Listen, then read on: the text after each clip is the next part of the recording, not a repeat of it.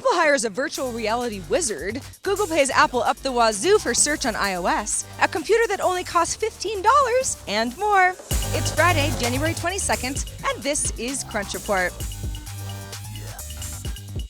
Hello, everyone. We are in sunny Davos. It's actually kind of sunny today. It's warmed up a bit. The snow is melting, and now everything's turned to slush. It's great, though. Virtual reality, augmented reality. Neither term really makes you think of Apple, right? Apple really doesn't do that. But that may change because the company just hired Doug Bowman. He's a top AR/VR specialist. This is according to a report in the Financial Times. Now, Bowman was the lead author of the book 3D User Interfaces, Theory and Practice, and was previously a professor of computer science and the director of the Center for Human-Computer Interaction at Virginia Tech. So you could say he's a VR expert in the truest sense. In fact, he was the recipient of one of the first $100,000 HoloLens research grants from Microsoft for a study on collaborative analysis of large-scale mixed reality data. I believe it. Now, Apple hasn't announced any formal push into VR or AR. Apple doesn't do things like that. But patent applications and then some 360 videos Apple's been working on do point to effort in that direction. Hopefully, Doug Bowman can help Apple make a headset that doesn't make me want to barf. The Tor Project currently depends on grants from the U.S. government, but it would like to do a lot less of that and launched its first crowdfunding campaign back in November.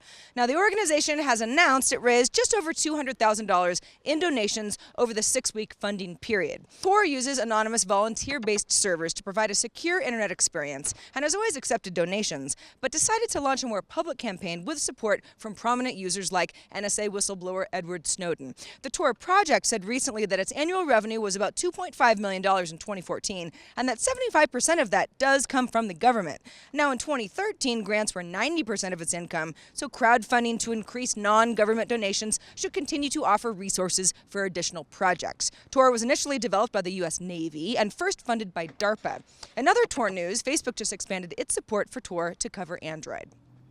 How much does Google pay Apple to include Google Search in iOS so that people use it on iDevices? That figure was always a bit of a mystery until an ongoing legal battle between Oracle and Google uncovered a pretty staggering number.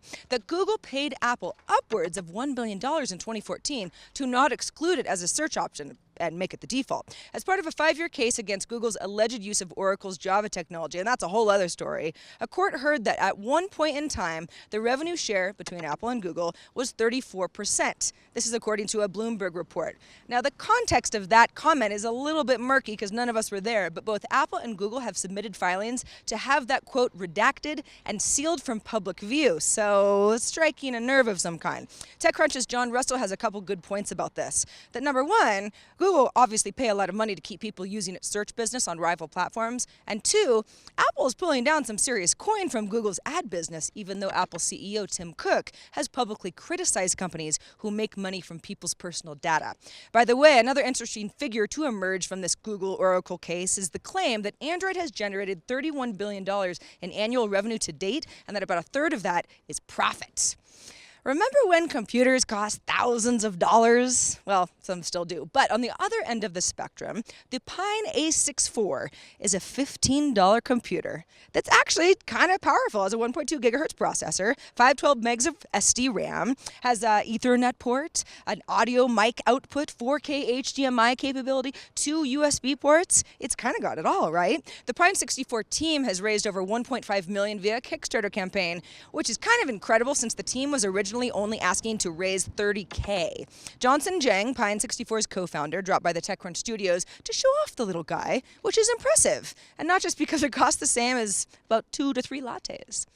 Okay, this past week here in Davos has taught me a lot about the clear and present danger of freezing to death by just walking around outside for a few minutes. And I'm also hearing on the news that the Northeast U.S. is bracing for a big old storm this weekend.